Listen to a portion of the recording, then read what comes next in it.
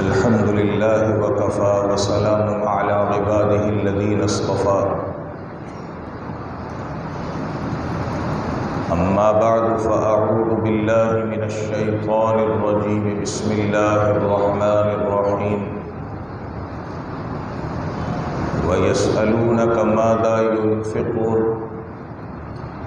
قل العفو۔ قرآن کریم کا ایک حصہ تلاوت کیا ہے۔ دعا ہے کہ اللہ تبارک و تعالی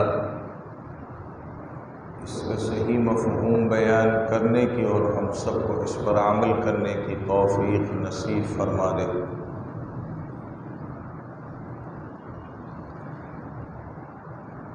رمضان المبارک کا مہینہ انسان کے لیے بہت بڑی نعمت ہے اللہ تعالیٰ کی طرف سے۔ اس ماہ مبارک کے اندر انسان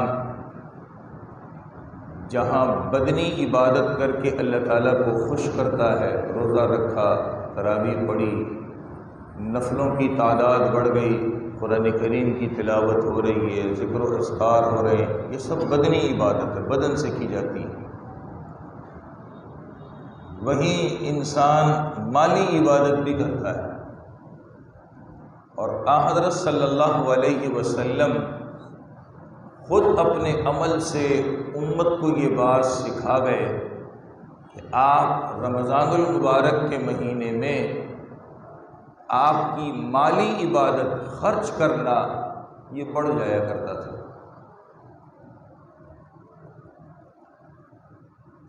عام طور پر مال خرچ کرنا جب انسان سنتا ہے کہ خرچ کروں اور خرچ کرنے کو کہا گیا ہے تو پھر اپنے لیے کیا رکھوں، میری ضرورت کیسے پوری ہو، اپنی ضروریات کا کیا ہوگا، اس قسم کی سوچیں انسان کے دماغ میں آتی ہیں۔ انسان تو انسان ہے، ساتھ شیطان بھی لگا ہوا ہے، تو پھر بہت کچھ خیالی پلاؤ دماغ میں پکتا رہتا ہے کہ کرنا کیا ہے۔ حضور اکرم صلی اللہ علیہ وسلم جب ہجرت فرما کر مدینہ تشریف لائے تو جو مسلمان ہو جاتے تھے وہ آپ کی خدمت میں آیا کرتے تھے۔ ایک موقع پر قبیلے بنو سعد کے سردار حضرت قیس بن عاصم رضی اللہ تعالیٰ عنہ، یہ اپنے قبیلے کے سردار بھی تھے اور بہت بڑے مالدار انسان تھے۔ ان کا قصہ امام بخاری رحمۃ اللہ علیہ نے نقل کیا ہے، میں اسی کی طرف جا رہا ہوں۔ چنانچہ یہ بھی اسلام لا چکے، حضور اکرم صلی اللہ علیہ وسلم کی خدمت میں حاضر ہوئے۔ جب آپ کے سامنے آنے لگے تو حضرت صلی اللہ علیہ وسلم نے اپنے سامنے جو احباب بیٹھے تھے ان سے کہا کہ یہ آنے والے جو ہیں یہ دیہاتیوں کے سردار ہیں۔ اس زمانے میں دیہاتی لوگ جو مٹی کے گھروں میں نہیں رہتے تھے، جانوروں کے بال سے خیمے بنا کر اس میں رہا کرتے تھے۔ تو آپ نے الفاظ تو وہی استعمال فرمائے، میں نے اس کا مطلب بیان کر دیا کہ یہ دیہاتیوں کے سردار آ رہے ہیں۔ اللہ کے نبی کی عادت تھی کہ آپ لوگوں کے سامنے لوگوں کا مرتبہ بھی بیان کر دیتے تھے اور لوگوں کے سامنے اس چیز کی وضاحت فرما دیتے تاکہ آنے والے کا اکرام ایسا ہو جیسے کہ اس کا مرتبہ اور درجہ ہے، اور خود بھی آپ ایسے کیا کرتے تھے۔ ہماری طرح نہیں، سب کو ایک ہی لاٹھی سے ہانکا جاتا ہے۔ ہمارے یہاں ایک سب سے بڑی خرابی اور بھی ہے، جس کے ساتھ جان پہچان ہے تو ہم ایسے ملیں گے جیسے برسوں کے بچھڑے ہوئے تھے، ابھی ملے بس رونا قریب ہے، اور تھوڑا سا کوئی اجنبی آ جائے تو ہم اپنے چہرے پر ایسی تیوریاں چڑھا دیتے ہیں، یہ کہاں سے آ گیا۔ نبی ایسا نہیں کرتے تھے، ہر آنے والے کو اس کا درجہ دیا کرتے تھے اور بتایا کرتے تھے۔ اب صحابہ کو بتایا کہ یہ دیہاتیوں کے سردار ہیں، سردار بڑا ہوتا ہے کہ اس کا اکرام کرو، یہ سمجھایا آپ نے۔ قصہ مختصر، حضور اکرم صلی اللہ علیہ وسلم کے پاس آپ تشریف لائے، آپ بیٹھے، حضرت صلی اللہ علیہ وسلم سے اب بات چیت شروع کی آپ نے۔ جب بات چیت شروع کی تو سوال یہ کیا کہ اللہ کے نبی یہ بتائیے کتنا مال ہے جو میری ضرورت کو بھی پورا کر دے، میرے گھر کے اندر مہمان آئے اس کی ضرورت کو بھی پورا کر دے۔ آسان الفاظ میں زندگی گزارنے کے لیے اپنے پاس میں کتنا پیسہ رکھوں، یہ سوال کا مقصد تھا۔ حضرت صلی اللہ علیہ وسلم نے فرمایا 40، اگر 60 ہو جائیں تو زیادہ ہے، اور سینکڑوں میں ہو تو پھر بہت افسوس کی بات ہے۔ 3 باتیں فرمائی آپ نے۔ اب یہ 40 کیا ہے، ان کا قصہ جب پورا پڑھتے ہیں جو میں سنا رہا ہوں تو اس سے معلوم ہوتا ہے بکریاں ہیں۔ عرب کے لوگ، ان کی یہاں مالداری کی علامت جانوروں سے ہوتی تھی، اونٹوں سے پہچانتے تھے، بکریوں سے، بھیڑوں سے پہچانتے تھے، اور باقاعدہ جو ان سے صدقات وغیرہ وصول کرنے جاتے ان کے ریکارڈ میں لکھا بھی ہوتا تھا کہ اس کے پاس اتنے جانور ہیں، اس سے یہ مالدار ہے۔ یہ بھی جانوروں والے تھے، ان کے پاس بھی جانوروں کی تعداد بہت تھی۔ تو انہی کی حالت کو دیکھ کر نبی نے فرمایا کہ 40 بکریاں اگر تو رکھ لے تیرے گزارے کے لیے کافی ہے، زندگی بھر کا گزارا ہو جائے گا، تیری ضرورت پوری ہو جائے گی۔ 60 ہو جائے تو یہ زیادہ ہے، اور اگر یہ سینکڑوں میں چلے جائے تو نبی نے فرمایا ویل لاصحاب المئین، ان سینکڑوں والوں کے لیے پھر افسوس کی بات ہے۔ افسوس کی بات کا مطلب کیا ہے؟ جب آدمی کے پاس مال زیادہ ہوتا ہے، اتنے مال کے حقوق بڑھ جاتے ہیں، اور آدمی جب مال کے حقوق ادا نہیں کرتا تو پھر تباہی کی طرف جاتا ہے۔ اس لیے آپ نے فرمایا سینکڑوں میں جس کے پاس ہے اس کے لیے بہت افسوس کی بات ہے۔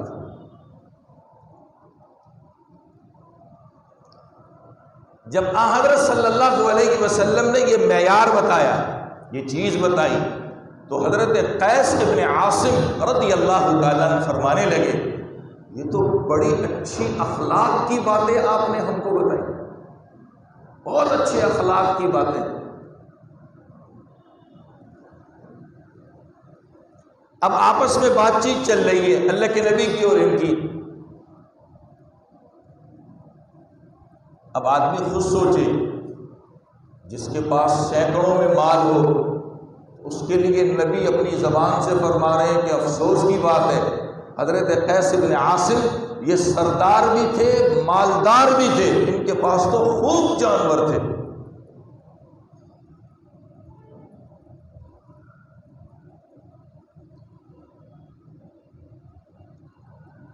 کہنے لگے کہ بچنے کی کوئی صورت؟ کہا اگر کوئی آدمی یہ جو اللہ نے اس کو مال دیا ہے اس مال میں سے ضرورت مند لوگوں کو دیتا رہے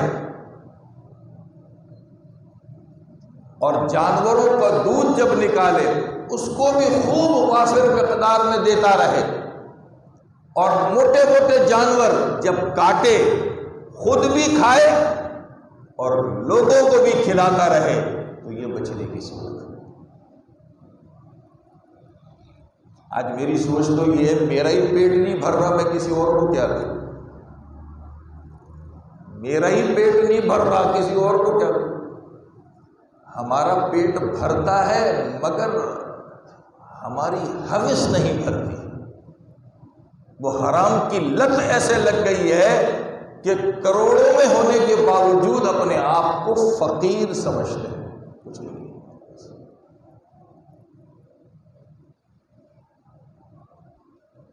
ادھر نبی نے کیا کہا؟ ضرورت مندوں کو بھی دو، جب جانوروں کا دودھ نکلے تو وہ بھی خوب تقسیم کرو، موٹے موٹے جانور جب کاٹو تو خود بھی کھاؤ، لوگوں کو بھی کھلاؤ، یہ بچت کی صورت ہے۔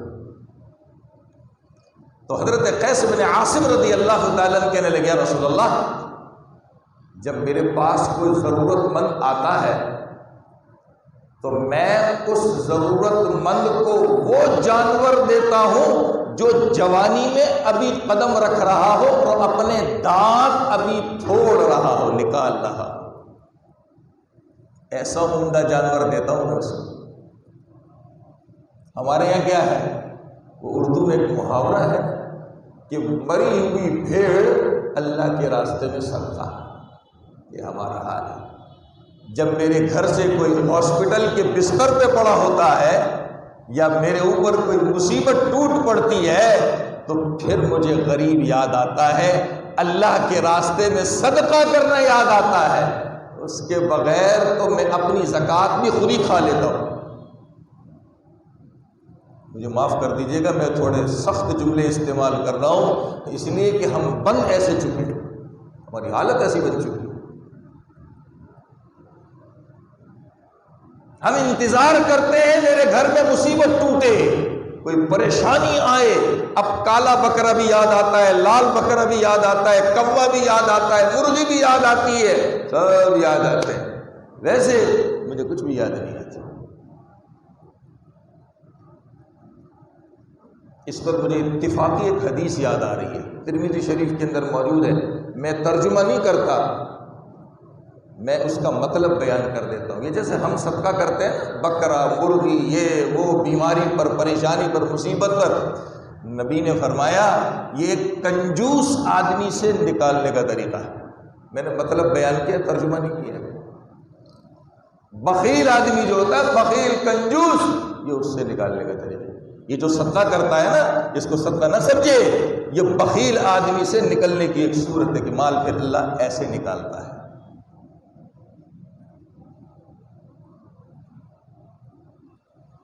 نبی علیہ السلام نے پوچھا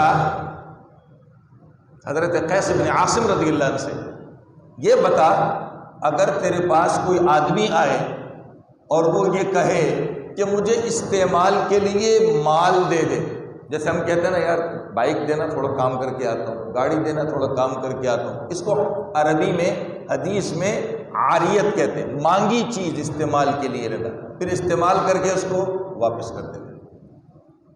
نبی نے سوال کیا کہ اگر تم سے کوئی مانگنے آتا ہے استعمال کے لیے تو تم کیا کرتے ہو؟ اور میں، یا رسول اللہ، جب مجھ سے کوئی مانگنے کے لیے آتا ہے کہ استعمال کے لیے مجھے جانور دے دو، تو میں کہتا ہوں یہ جانور موجود ہے، جو تمہارا دل کرے اس میں سے لے جاؤ، جاؤ رسی لے آؤ، جس جانور کے گلے میں رسی ڈالنی ہے ڈالو، لے جاؤ۔ اور اگلی بات کیا کہی؟ جب تمہاری ضرورت پوری ہو جائے تو دے دینا، نہیں تو اپنے پاس رکھ لینا۔ آج میں اگر خدا کی قسم 10 روپے زکوٰۃ کے دیتا ہوں نا، زکوٰۃ کے، جو نہ دوں تو مجھے جوتے ماریں گے اللہ، دیکھتا ہوں یہ 10 روپے کہاں لے کے جا رہا ہے، کیا کرے گا؟ جیسی میری سوچ ہوتی ہے نا، مجھ سے ٹکراتے بھی ایسے ہی ہیں۔ میں بخیل کنجوس آدمی ہوں، مجھے ملتے بھی ایسے ہی ہیں، پھر میں گاتا پھرتا ہوں، میں نے اس کو ضرورت مند سمجھ کے، غریب سمجھ کے دیا، اس نے سگریٹیں پی لی، اس نے پان کھا لیے، اس نے گٹکے کھا لیے، اس نے شراب پی لی۔ شیخ عبد القادر جیلانی رحمۃ اللہ علیہ، اللہ تعالیٰ آپ کی قبر پہ کروڑ ہائے رحمتیں نازل فرمائے، فرمایا کرتے تھے، میں انسان کی کمائی کو اس کے خرچ کرنے سے پہچانتا ہوں کہ حلال کما رہا ہے یا حرام کما رہا ہے، خرچ کہاں کر رہا ہے۔ اگر خرچہ اس کے پیسے کا خرچ کسی بھی طرح ہو، حلال جگہ پر ہو تو وہ حلال کما رہا ہے، اور اگر حرام طریقے پر ہو تو پھر وہ حرام کما رہا ہے۔ آج میری زکوٰۃ سے ضرورت مند کی ضرورت پوری نہیں ہوتی، آج میری دی ہوئی زکوٰۃ عیاشیوں میں اڑائی جاتی ہے اس لیے کہ میں نے حرام سے کمایا ہے، وہ جائے گی بھی ایسی جگہ پر، اگرچہ مجھ سے مانگ کر لی گئی ہے، سوال کیا گیا ہے، بھیک مانگی گئی ہے، اور میں نے بھی اس کو غریب سمجھ کر دیا ہے، وہی غریب اس کو عیاشی کے اندر اڑا رہا ہے۔ کیوں؟ پیچھے سے پیسہ حلال نہیں ہے، حرام طریقے سے کمایا ہے، وہ حرام راستے میں ہی جا رہا ہے۔ ہم کیا سمجھتے ہیں؟ بڑے خوش ہیں، بہت بڑا تیر مار لیا ہم نے، زکوٰۃ دے دی، لوگوں کو بتاتے گاتے پھرتے ہیں۔ آج تو ویڈیوز بنتی ہے نا، میڈیا پہ آتی ہے، بڑے خوش ہوتے ہیں ہم لوگ۔ حضرت قیس بن عاصم فرماتے ہیں، فرمایا یا رسول اللہ، جو آدمی میرے پاس آتا ہے میں اس کو کہتا ہوں جاؤ رسی لے آؤ، اور جو جانور چاہیے اس کے گلے میں ڈالو، لے جاؤ، ضرورت پوری ہو جائے تو واپس کر دینا، اپنے پاس رکھ لے۔ وہ مال ہے جو تمہارے رشتہ داروں کے پاس ہے، ان دونوں میں سے تمہیں کون سا اچھا لگتا ہے؟ کیسا عجیب سوال کیا نا نبی نے، ایک میرے پاس میری چیز ہے، ایک میرے رشتہ داروں کے پاس ان کی چیز ہے، کہا کون سا مال تم کو اچھا لگتا ہے؟ جو تمہارے پاس ہے وہ والا، یا تمہارے رشتہ داروں کے پاس ہے وہ والا اچھا لگتا ہے؟ حضرت قیس بن عاصم رضی اللہ تعالیٰ نے فرمایا یا رسول اللہ، مجھے میرا ہی مال اچھا لگے گا، میرے رشتہ داروں کا مال کہاں سے اچھا لگے گا؟ وہ تو ان کا ہے، میرا تھوڑی ہے۔ اب نبی نے جو بات سمجھائی وہ ہم سب نے سمجھ لی۔ کہا سن، تیرا مال تو وہ ہے جسے تو استعمال کر لے، کھا لیا، پی لیا، پہن لیا، کہ اپنی ضرورت میں خرچ کر لیا، یہ تیرا مال ہے۔ اور تو نے ضرورت مند لوگوں کو دیا، حاجت مند لوگوں کو دیا، تو تو نے اللہ کے خزانے میں آخرت کے لیے جمع کرا دیا، اور اس کے بعد جو کچھ ہے یہ تیرا نہیں ہے، یہ تیرے رشتہ داروں کا ہے۔ کیسی عجیب بات ہے، آنکھیں کھل گئی حضرت قیس بن عاصم کی، کیا عجیب بات نبی نے کر دی۔ تیرا تو وہ ہے جو تو کھا پی چکا، استعمال کر چکا، اور جو تو نے ضرورت مندوں کو دیا یہ تو نے راہ خدا میں آخرت کے لیے ذخیرہ کر دیا، اور باقی جس کی، میں اپنے الفاظ میں کہوں، باقی اپنے مال کی جو چوکیداری کر رہا ہے یہ تیرا نہیں، تیرے رشتہ داروں کا ہے۔ تیرے مرنے کے بعد کس کو ملے گا؟ تیرے رشتہ داروں کو ہی ملے گا، تو ان کے مال کی چوکیداری کر رہا ہے۔ ہم بھی خوش ہوتے ہیں، یہ گاڑیاں لو، یہ گھر لو، یہ بنگلے، یہ فیکٹریاں، یہ دکانیں، یہ دوسروں کے مال کے چوکیدار بن کر کی زندگی گزار رہے ہیں۔ جب یہ باتیں سنی تو حضرت قیس بن عاصم رضی اللہ تعالیٰ نے فرمایا یا رسول اللہ صلی اللہ علیہ وسلم، میں یہاں سے جانے کے بعد اپنے مال کو کم کر دوں گا۔ کیا مطلب؟ راہ خدا میں دے دوں گا، اور ضرورت آپ نے مجھے بتا دی میں اتنا رکھ لوں گا۔ ضرورت کیا بتائی؟ 40 بکریاں تیری اور تیرے گھر میں آنے والے مہمان کی ضرورت پوری کر سکتی، تجھے سوال نہیں کرنا پڑے گا، تمہاری ضرورت اس میں پوری ہو جائے گی۔ اور اگر وہ 60 ہو جائے اس سے زیادہ، اور سینکڑوں میں کھیلنے لگے تو پھر افسوس۔ آج بھی اگر اس کو ہم دیکھیں، ایک بکری 10,000 روپے کی لے لے، ایک بکری 10,000 روپے کی لے لے، حالانکہ اتنے اس سے زیادہ کی اچھی بکری ہوتی، میں جو ہم صدقے میں دیتے ہیں نا، کالی پیلی لال، وہ مری مری سی، وہ اتنے کی ملتی ہے، وہ اتنے ہی کی ملتی ہے، تو یہ بھی اچھے خاصے لاکھوں میں پیسے بن جاتے ہیں۔ نبی نے ہماری ضرورت بتا دی۔ اس کا مطلب کیا ہے کہ آدمی اتنی ضرورت کا مال اپنے پاس رکھے گا، قیامت کے دن اس سے سوال نہیں ہوگا۔ یہ ضرورت ہے، اپنی بھی پوری کر رہا ہے، گھر والوں کی بھی پوری کر رہا ہے، اور اگر مہمان آتے ہیں ان کی بھی ضرورت اس سے پوری ہوتی ہے، اور یہ حد اللہ کے نبی نے بیان فرمائی۔ آج بھی یہ ضرورت کے لیے کافی ہے۔ نبی نے فرمایا 60 ہو جائے، اب اسی 10,000 روپے کی ایک بکری کو 60 سے ضرب دے تو بڑھ جائیں گے، اس کو نبی نے فرمایا یہ زیادہ ہے۔ اور سینکڑوں میں رکھنے والا ہو تو پھر نبی نے فرمایا فویل لاصحاب المئین، ان کے لیے پھر افسوس کی بات ہے۔ آج ہم اس آخری درجے کے لیے بھاگ رہے ہیں، خوب مال آئے آئے آئے آئے، مگر ہم کر کچھ بھی نہیں پاتے، کر کچھ بھی نہیں پاتے۔ ابھی تھوڑی دیر پہلے میں نے ایک جملہ کہا، یہ مال جو ہمارے پاس ہے ہم نے کمایا، یہ دوسروں کا ہے، اس کے چوکیدار ہم ہیں۔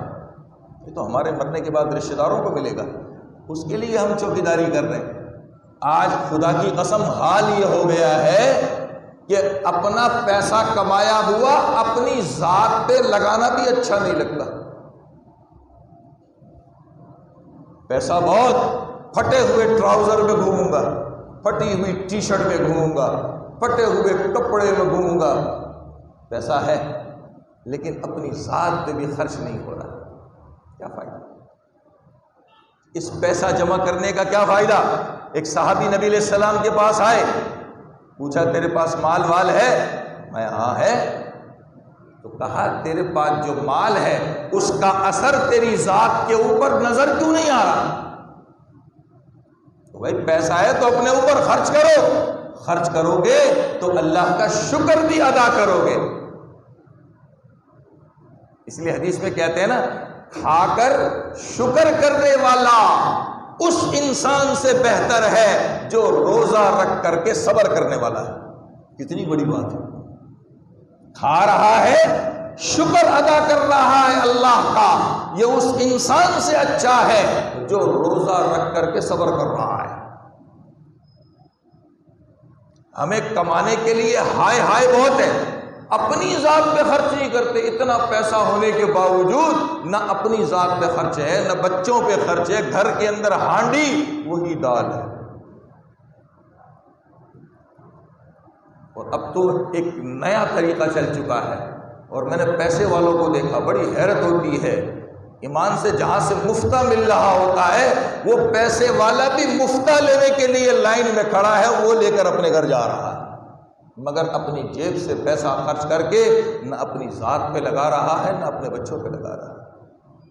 کیا فائدہ ہے ایسا پیسہ جمع کرنے کا؟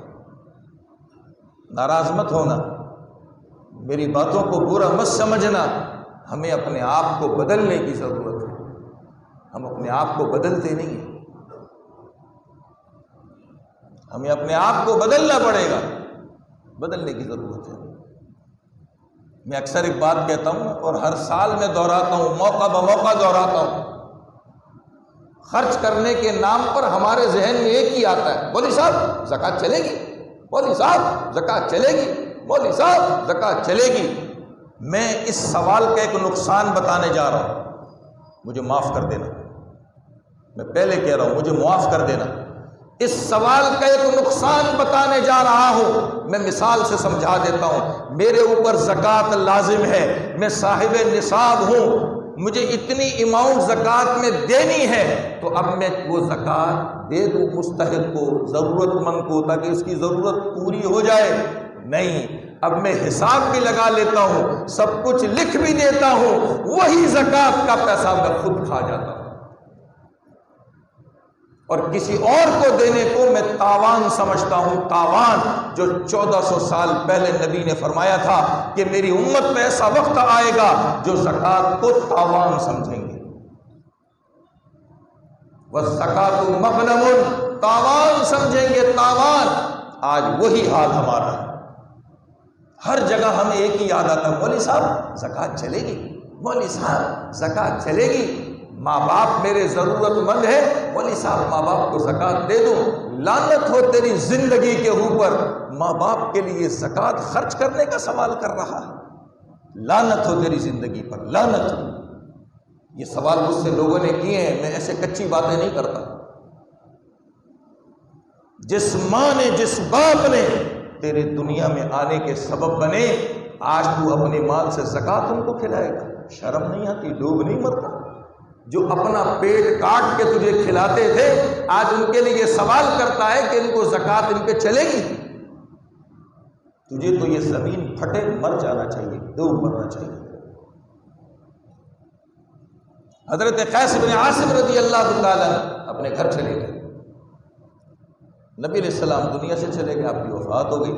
جب حضرت قیس بن عاصم رضی اللہ تعالیٰ عنہ کی وفات ہونے لگی تو اپنے بچوں کو جمع کیا اور بچوں کو جمع کر کے فرمانے لگے، بیٹو میں تمہیں چند باتیں کرتا ہوں، یاد رکھو میں تمہارا باپ ہوں، میرے علاوہ تمہارا کوئی خیر خواہ نہیں ہو سکتا۔ جو باتیں میں تمہیں کہہ رہا ہوں ان نصیحتوں کو غور سے سنو، میں تمہارا خیر خواہ ہوں اور اس کے اوپر اچھی طرح عمل کرنا۔ آخری وقت ہے حضرت قیس بن عاصم رضی اللہ عنہ کا، بچوں کو جمع کر رہے ہیں، بچوں کو، اور بات کیا کر رہے ہیں؟ نبی کی باتیں بتا رہے ہیں۔ آج ہمارے گھروں میں بھی ہمارے بزرگوں پر یا ہمارے گھروں کے افراد پر یہ موت کا آخری وقت آتا ہے، کاش میں اپنے گھر میں مرنے والے کے پاس بیٹھ کر یاسین پڑھ رہا ہوتا، کلمے کا ورد کر رہا ہوتا کہ وہ مرنے والا کلمہ پڑھتا ہوا دنیا سے جاتا، میں تو اس مرنے والے کے پاس بیٹھ کے، ابھی مرا نہیں ہے، روح پوری نکلی نہیں ہے، ابا ہو یا اماں ہو یا فلاں ہو، اس کی گھڑی میری، موبائل میرا، دکان تیری، فیکٹری اس کی، گاڑی اس کی، لکھو اس کو، تقسیم کرو اس کو۔ کیا سوچ ہے ہماری، اللہ کی قسم۔ ہم نے اپنے بچوں کی تربیت ہی ایسی کی ہے نا۔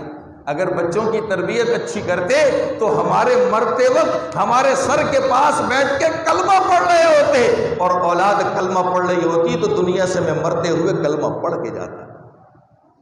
اس وقت تو میں افسوس کرتا ہوا جاتا ہوں، جس اولاد کے لیے میں نے دولت جمع کی ہے وہ اولاد میرے سرہانے بیٹھ کر کے اسی دولت کو ابھی بندر بانٹ کر رہی ہے۔ ابھی تو میں زندہ ہوں، سانسیں باقی ہیں، ابھی تو میری سانسیں باقی ہیں، اور یہ اسی میری دولت کو بندر بانٹ کر رہی ہے۔ یہ ہمارا حال ہے۔ ہم نیت کے کھوٹے ہیں، گندی سوچ، گندے ذہن کے مالک ہیں۔ جیسے ہم نے اپنا کیا ہے، جیسے اپنے بچوں کی تربیت کی ہے، وہی ہماری اولاد ہماری زندگی میں ہمیں دکھا دیتی ہے۔ حضرت قیس بن عاصم رضی اللہ تعالیٰ نے فرمایا، بیٹو جب میں مر جاؤں تو میرے مرنے پر رونا نہیں۔ جب نبی دنیا سے گئے تھے آپ پر کوئی نہیں رویا، اور آپ ہی نے منع فرمایا کہ مرنے والے پر روتے نہیں ہیں، میرے اوپر رونا نہیں۔ عرب کے یہاں بڑے فخر کی چیز تھی، اس لیے آپ نے تاکید سے فرمایا۔ دوسری چیز فرمائی، میرے بچوں یہ جو کپڑے میں نے پہنے ہوئے ہیں نا، کیونکہ اس زمانے میں صحابہ اکثر چادریں پہنتے تھے، نیچے بھی ازار کی چادر، اوپر قمیص کی جگہ پر چادر اکثر پہنتے، قمیص بھی پہنتے تھے۔ کہا یہ جو میرے کپڑے ہیں انہی کپڑوں کے اندر مجھے دفن کرنا۔ کیوں؟ اس لیے کہ ان کپڑوں میں نے اللہ کی نمازیں پڑھی۔ آج میں کچھ کہہ سکتا ہوں ایسا؟ کیا ہے میرے پاس؟ کیا کہہ سکتا ہوں؟ کیا کہہ رہے ہیں بچوں کو؟ میرے بچوں یہ جو میرے کپڑے پہنے ہوئے ہیں ان کپڑوں کے اندر مجھے دفن کر کفن پہنانا، اس لیے کہ میں نے اس میں خوب نمازیں پڑھی اللہ کی۔ پھر فرمایا تیسری بات، اے میرے بچوں جو تم میں بڑا ہو میرے بعد اس کو اپنا بڑا بنا لینا۔ ظاہر بات ہے بیٹوں میں کوئی تو بڑا ہوتا ہے، کہ اس کو اپنا بڑا بنا لینا، یہ تمہارا باپ ہوگا، اور اس کی باتیں مان کے چلنا۔ آج تو میرا بچہ مجھے کہتا ہے ابا یوں کرو، ابا یوں کرو، عمر دیکھو تو 5-10 سال ہے۔ اس نہج تک اس بچے کو کس نے پہنچایا؟ میں نے، کسی اور نے نہیں۔ میں نے اس کی اچھی تربیت ہی نہیں کی، تو آج وہ 10 سال کا میرا بیٹا میرا باپ بنتا ہے، میں اس کا بچہ نظر آتا ہے۔ اور ادھر حضرت قیس بن عاصم اپنے بچوں کو کیا کہہ رہے؟ جو تم میں بڑا ہو اس کو بڑا بنا لینا اور اس کی بات پہ عمل کرنا، تمہارے باپ کے درجے میں ہوگا۔ آخری بات فرمائی، چوتھی بات نصیحت کرتے ہوئے، میرے بچوں اپنی ضرورت کما لینا، اپنی ضرورت کما لینا، کسی کے سامنے ہاتھ نہ پھیلانا۔ تمہیں کسی کے سامنے ہاتھ پھیلانے کی ضرورت پیش نہ آئے، اپنی ضرورت کو کما لینا، ہاتھ کسی کے سامنے نہ پھیلانا۔ 4 نصیحتیں حضرت قیس بن عاصم رضی اللہ تعالیٰ نے اپنے بچوں سے کی۔ ضرورت اللہ کے نبی کے میں نے بتا دی۔ آج اتنی ضرورت ہم بھی رکھ سکتے ہیں، آسان الفاظ میں 40 بکریوں کی قیمت، اس سے ہمارے گھر والوں کی، آنے والے مہمانوں کی ضرورت پوری ہو سکتی ہے۔ یہ مقدار نبی نے بتائی، اور امت پر کتنا بڑا احسان کیا۔ آپ کا اپنا حال کیا تھا؟ گھر میں کچھ بھی نہیں رکھا۔ بی بی عائشہ کی بات تو آپ نے کئی مرتبہ سنی ہوگی رضی اللہ تعالیٰ عنہ، مہینوں تک ہمارے گھر میں چولہا نہیں جلتا تھا، جو آیا دے دیا۔ ایک مرتبہ نماز پڑھانے کے لیے آ گئے، مصلی پہ کھڑے بھی ہو گئے، قریب تھا کہ اللہ اکبر کہہ کے نماز شروع کر دیتے، آپ مصلی سے تیزی سے اترے، گھر میں تشریف لے گئے، تھوڑی دیر میں واپس آئے ہانپتے ہوئے، نماز پڑھائی۔ نماز پڑھانے کے بعد صحابہ سے فرمایا کہ آج تم نے مجھے دیکھا ہوگا کہ میں نے اس طرح کیا، میں جب مصلی پہ آیا تو مجھے یاد آیا کہ میرے گھر میں کچھ پیسے پڑے ہیں جو مجھے دینے تھے، میں بھول گیا تھا، مجھے یاد آیا، میں فوراً چلا گیا۔ ایسا نہ ہو کہ میرے گھر میں پیسہ ہو اور میری روح نکال دی جائے۔ یہ آپ کا حال ہے، اور امت کو کتنی سہولت دے دی۔ پتہ تھا امت کمزور ہے، اور آج کی سوچ اگر ہوتی، ہم جیسے سوچتے ہیں، بڑے افلاطون بنے ہوئے نا، ہر ایک پروفیسر ہے، ہر ایک پروفیسر ہے، ہر ایک۔ ہماری ضرورت تھی، ہم پر آسانی کرتے ہوئے بتا دی کہ اتنی دنیا جمع کر لو جو 40 بکریوں کی قیمت کی ہے، یہ جمع کر سکتے ہو۔ لیکن اس کے بعد پھر جو ہوتا ہے وہ ہائے ہائے ہوتی ہے، اور جب ہائے ہائے ہوتی ہے تو پھر اللہ تعالیٰ کی پکڑ بھی اس پہ بہت آتی ہے۔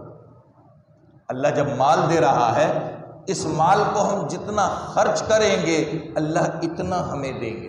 اور میں خرچ کرنا پھر کہہ دوں، زکوٰۃ مت سمجھیے، وہ تو ہم پر لازم ہے، نہیں دیں گے تو جوتے پڑیں گے، ہم کو جوتے مارے جائیں گے، ہم کو جوتے۔ خرچ کرنے کا یہ مقصد نہیں ہے، خرچ کرنے کا مقصد جس کو ہم کہتے ہیں فی سبیل اللہ خرچ کرنا۔ اپنے رشتہ داروں میں دیکھیں، اپنے گھروں میں دیکھیں، بہن بھائیوں میں دیکھیں، پڑوسیوں میں دیکھیں، بہت سے ہوتے ہیں جو اپنی ضرورت